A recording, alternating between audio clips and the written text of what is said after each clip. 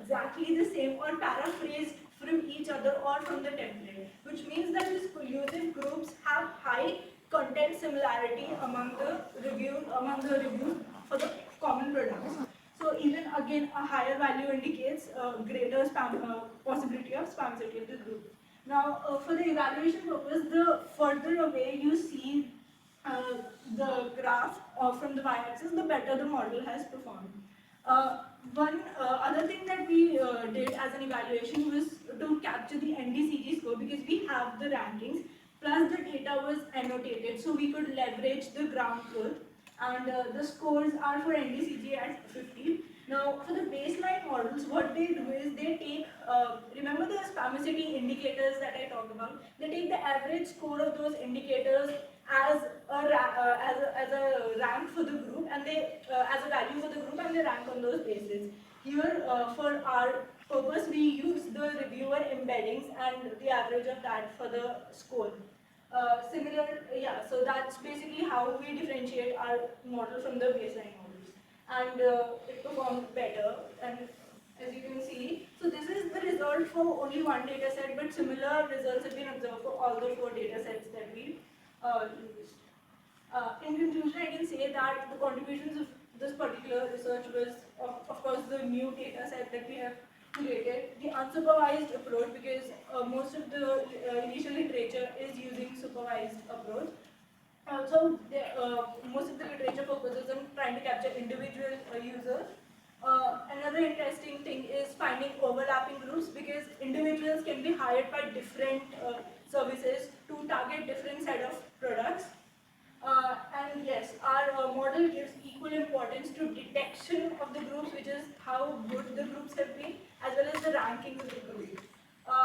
Some of the future work around this area is that since we are already detecting groups, can we use some sort of group embeddings instead of reviewer or individual embeddings?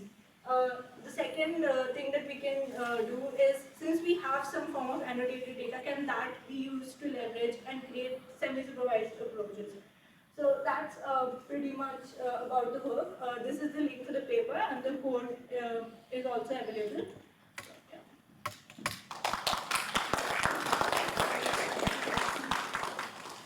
Any questions?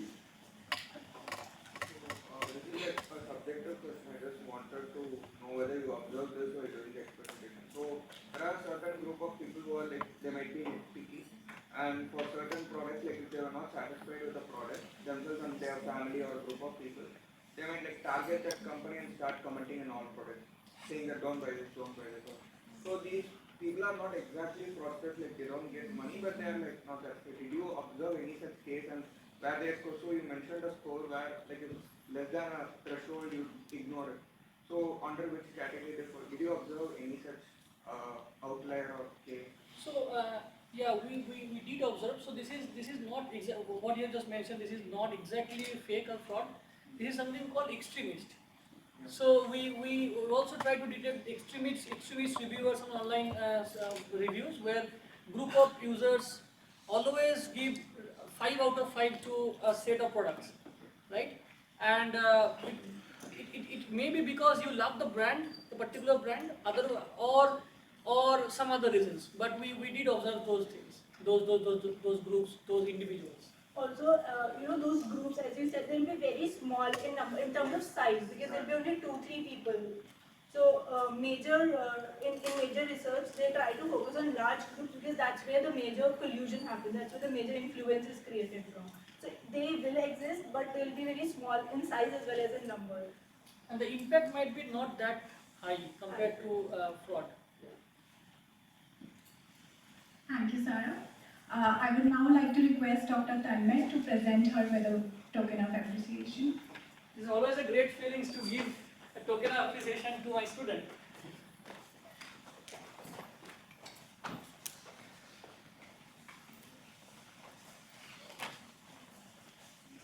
Thank you very much.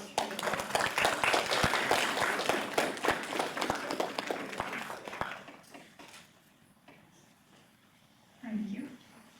Our next speaker is Dr. Deepak Padmanabhan.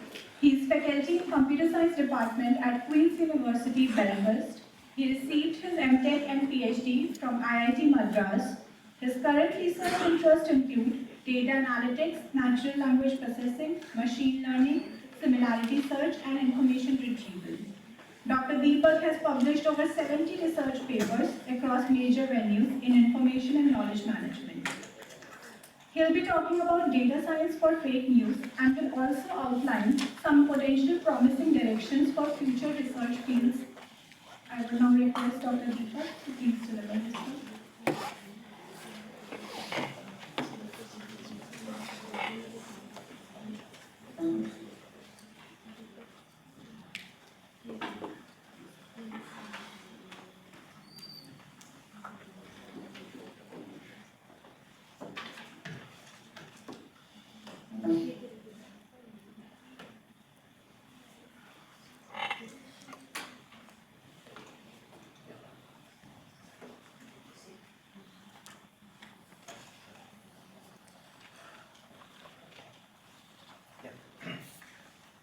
So good afternoon. I'm aware that I'm starting between you and lunch, but I will try to be brief and hopefully some of you still have some energy left to listen. So this is the overview of the talk. I'll talk about some technical details, but in addition I'll talk about some information from psychology as well as human factors which would impact data science research for fake news. So fake news, as a lot of speakers have already talked about, is about intentionally false information. And this could be due to various reasons. There is a whole spectrum of fake news which could range from biased information to misinterpretation, legitimately misinterpreting a particular thing, and misrepresenting things as well. So this could be a whole spectrum if you think of it that way. And well, fake news has been well, in the forefront of discussions around politics as well as various other kinds of things. For example, the Oxford Dictionary's word of the year in 2016 was post-truth, and the Collins Dictionary's word of the year in 2017 was fake news. Post-truth is essentially related to fake news as well. So fake news is not a new phenomenon. So there was this guy called Piero Aretino who lived in the 15th or the 16th centuries, and he wanted to influence the papal election. When the Pope died, they were trying to elect a new Pope. So he wanted to influence that election, and he went ahead and prepared a lot of fake information about a particular contender for the election whom he did not want to succeed, and put up a lot of news right here. Okay, so this is in the plaza area of the city in Italy, and so fake news has been around, and we also have fake news instances in some of our Indian epics such as Mahabharata and so on, where you were trying to say, where somebody was trying to say that the person who got killed was actually an elephant and so on. So you might relate to some of the things that you know. So, and fake news, of course, is very rampant in the present era. And one of the things that got a lot of traction was in 2016, where you had this new set of notes that were appearing in circulation. And even today, if you just simply search for NGC, okay, just search for the 3 words NGC on Google, and you will find nano GPS chip and related things as the first few results. Well, of course, it was completely false. We were talking about a GPS chip being embedded in the currency note and so on. So, and there are other kinds of fake news which are somewhat trickier and which do not hog the limelight as well. They're somewhat latent and they keep getting spread. For example, one of them is to do with consumption of prawns, and then later on, if you follow a prawn, if you follow a meal with prawns with some citrus, and then the fake news was about saying that it could lead to fatal consequences. So this is kind of tricky in the sense, like it says shrimp contains arsenic pentoxide, which in fact it does, but it contains it to such low levels that it doesn't matter at all. And when the person ate shrimp, she drank vitamin C at the same time. This caused a chemical reaction in the stomach, but these things are very minute quantities that it would not cause any kind of reaction to the extent that we talk about here. So the fakeness here is about the quantum of the thing, not really about the, well, it's sort of more nuanced than the other kind of fake news about nano GPS chip that we talked about. So some work around fake news and some understandings around fake news in the social sciences is very pertinent here. So there is this thing called confirmation bias, which many of you might be aware of. Confirmation bias says that humans are primed to believe things in the intersection, or to value things in the intersection of what they believe and what they hear or see. So when you have things in that intersection, those are the things that you value, and those are the things that you're likely to retweet, well, forward and WhatsApp, etc. This confirmation bias is a well-studied phenomenon, not in the context of fake news. It's been well-studied in psychology. But the thing around when social media came into the picture is that you can easily manipulate what you hear or see. In the days of edited media and so on, I mean, there were some regulations, but here anybody can create any kind of content, and what you believe could have false and true areas, false and true things, and you could manipulate what you hear or see, or what people hear or see, and drive that towards, drive the intersection towards what is false. And you might have seen this forward, where I mean, a reassuring lie is much more popular than an inconvenient truth, right? So this is just a picture, a meme, but you can relate to it. So there was this interesting study by in 2016, Kiersmacher and Wright, where they tried to examine the study. They tried to examine the persistence of fake news. So what they did is they took a group of people and told them a story. And the story was about a nurse, okay, and the nurse worked in a hospital, but they told that the nurse steals hospital equipment and sells it and buys designer clothes with those kinds of with the proceeds of that. So, and then they asked the group of people to rate the nurse on trustworthiness. So they gave some rating, okay, and then they told these people that the story about her stealing stuff and buying designer clothes out of the proceeds was completely fake. She was actually a reasonable nurse. She did her duty in a very sincere manner. And then they asked the same group to rate her on trustworthiness again. And they found that the first rating was seen to influence the second rating quite a bit. And they did a controlled experiment where they got the rating from somebody who was not exposed to the fake news story, and they got a much higher trustworthiness rating out of that group. So essentially, in this case, when you get to hear some fake news, and even if you're told that it is not fake, it still persists in your mind. It still continues to influence your perception of the news item itself. And this is a predominant driver for election time fake news. For example, in October 2016, there was a news reported that Pope Francis endorses Donald Trump for president, releases a statement that was almost immediately proven false in a few days, shown to be false, and I think the Pope also made a statement that there was no such endorsement. But as you can see, there was this endorsement, and you can see the exact scenario related to the previous experiment, right? There was a refutation, but still the refutation continues, does not hold as much as, despite the refutation, the fake news continues to hold a little bit of sway. And this has been going around in India as well. It's not just in the US, although people talk about the US context quite a lot. So 1 week before Karnataka elections 2018, I also received this forward that there was a projection. Opinion polls are barred for some period of time, but nothing prevents it from being speculations from being circulated on WhatsApp. That a particular political party is very much poised to win a lot more seats than what it actually eventually won. Okay, so this is to prime you towards voting for a particular party, which the fake news spreader wants you to is properly incentivized for.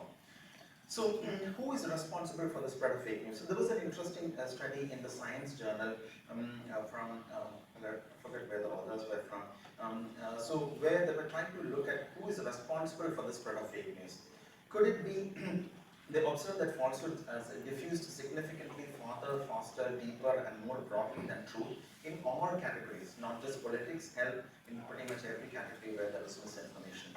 And they conducted an analysis to examine whether humans or bots were more responsible for the increased propagation. Okay, there was a lot of rumor that humans are all benign people. They all have their best intent. It's just the bots that they're doing the damage. But they found that humans like and share fake news much more than truth. And they went deeper and tried to analyze why humans share more. So they found that fake news happens to be much more novel. And they wanted to quantify uniqueness. And towards quantifying that, what they did was they compared a tweet to the corpus of the previous 60 tweets that the user was exposed to, and whenever when they looked at the difference, they found that the fake tweets that were propagated were much more novel. They quantified it in terms of a lot of different measures, information uniqueness, KL divergence, Bhattacharya distance, etc. So in all these cases, the measure of novelty was higher for fake information as against true information. So, and they also did a study on the emotion profiles of fake news, and they found this observation. So here, the red thing is fake news, and the green thing is real news. Okay, and so if you look at surprise, all right, if you look at the top level, for surprise, if you look at the green. And the surprise element in real news is much lesser than the surprise element in fake news. So as you can see, the red part of it is much further to the right, which is at a higher score than real news, than legitimate news. And this happens for a lot of different emotions. So it's not always true that the red is higher. In certain cases, the red is lower, as you can see.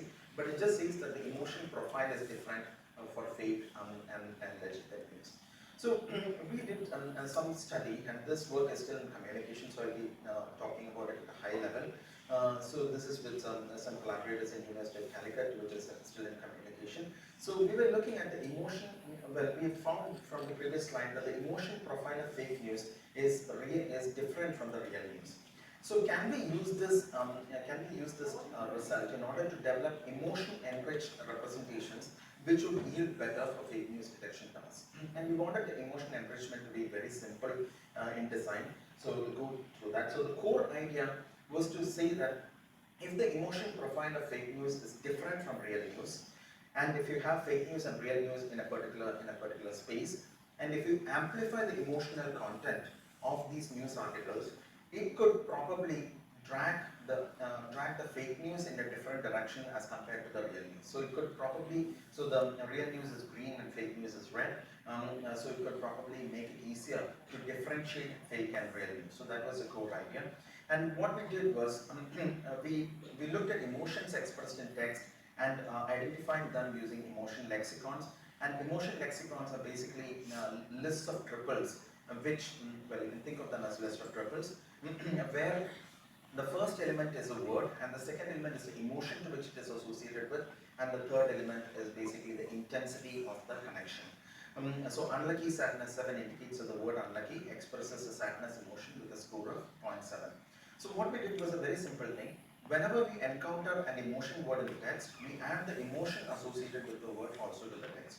The next slide I have a simple illustration. So let us say that you have a fake news story which looks like this, and this is something you might have come across, that Wi-Fi is very harmful and so on.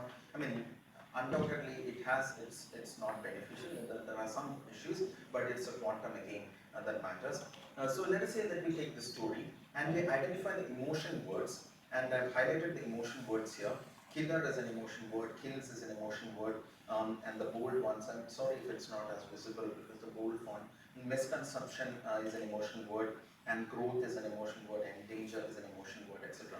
So we've identified the emotion words and added in along with the emotion word the emotion class to which it is associated with. So killer and kills are emotion words. So we added fear, which was the emotion that they were associated with, a silent killer, and followed by fear, because fear is associated with fear is the emotion that killer is associated with. So you create an enriched and emotionized version of text. And this left us, the idea was that this would drag the fake news and real news in different directions. And we observed some higher accuracy for these emotionized representations over both supervised and unsupervised learning tasks. We have some sample results here. So this is a bunch of classifiers, NIPES, K-nearest neighbors, SVM, CNN, LSTM, etc. When you simply use the emotionized representations of the text, we achieved significant gains. So this is a simple process, but it achieves significant gains. And similarly for clustering as well, when you're doing clustering and identifying the purity of the cluster based on the emotion labels, we observe some gains as well. So I'll go to the second work, which is about unsupervised identification of key disinformation sentences. So here, fake news within many domains, unlike in politics, where it's mostly small, short sentences, fake news within many domains such as science and health are in the form of long, winding textual narratives. Okay? So most of the sentences would be true. As I said earlier, shrimp contains arsenic. Arsenic reacts with all of these things, but it just there is something about the quantum of arsenic within shrimp that is the false information. The key sentences comprising this information would be somewhere in the narrative, and we're trying to identify it using unsupervised methods. It's important to identify such key sentences. So we observed that three kinds of features would be useful for identifying these. And these three features are the relevance. If you take the relevance of each sentence to the entire document, within the entire document, that might be a useful feature. And we observe that the smoothness, which is basically the topic of the sentence as compared to the topic of the just previous and just following sentences. So that shows how smooth the narrative is and how the sentence contributes to the smoothness of the narrative. The third one is about coherence. So if the sentence talks about multiple entities, are they coherent? Are they similar to each? Are all of these entities similar to each other? So these are three features, and we call them RESCO features just to abbreviate them: relevance, smoothness, and coherence. And the second thing that we found is the key disinformation sentences. We found this from even social science research. We found some evidence from social science research also for this, that the key disinformation sentences are very central when you look at, very central to the document when you look at these features, the RESCO features, and we also found that they are similar to each other on those features. So what we figured out, what we did was to come up with a method for every document. So this is a document level identification of key disinformation sentences. For every document, we take each sentence, we compute the three features for each of these sentences, and we have a vector, 3-length vector for each sentence. So let's say the document contains 20 sentences, we have 20 3-length vectors, and we cluster these vectors and identify the cluster that is closest to the dataset mean. So we satisfy our assumption of centrality as outlined in the previous slide, and because these are all in the same cluster, they are coherent due to the clustering assumption as well. So you output the sentences in the cluster as a key disinformation sentences. Okay? So that was what we came up in terms of the method, and we did an empirical study where we had a gold standard data set with every sentence in an article scored with the disinformation score, and this is like coming from human labeling and so on. So we found that our method gave a much higher correlation with those scorings as compared to maybe things like supervised claim detection. So there are some works on supervised claim detection. So so we are testing the hypothesis as to whether the core disinformation is actually claims in the article, or are the core disinformation actually summary sentences in the article, and then we looked at some relaxations of our method as well. We observed a much higher correlation when we looked at for our method as compared to these baselines. Okay,